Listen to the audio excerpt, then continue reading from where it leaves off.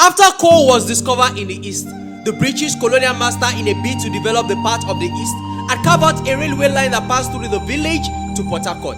History is a very terrible and erroneous thing. It remembers those it wants to remember and forget those it wants to forget. And that is why Napoleon Bonaparte said history is a set of lies agreed upon. And you know my work is to dazzle your atmosphere and psychological background with wonderful pictures and wonderful scenes.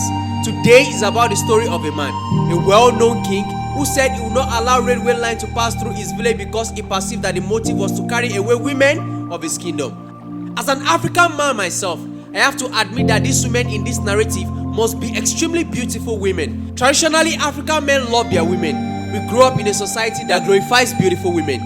80% of African men have been programmed to desire curved physiques and endowed women, at the detriment of many things. Some men even wrestle over their women, at the detriment of their lives.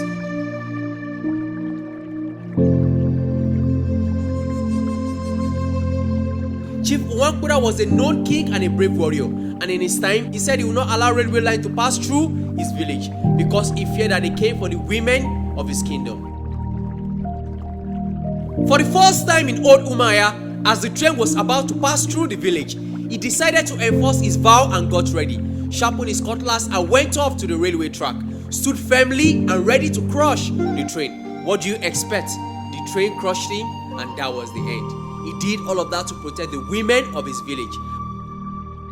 He did all of that because he wanted to protect the women of his village.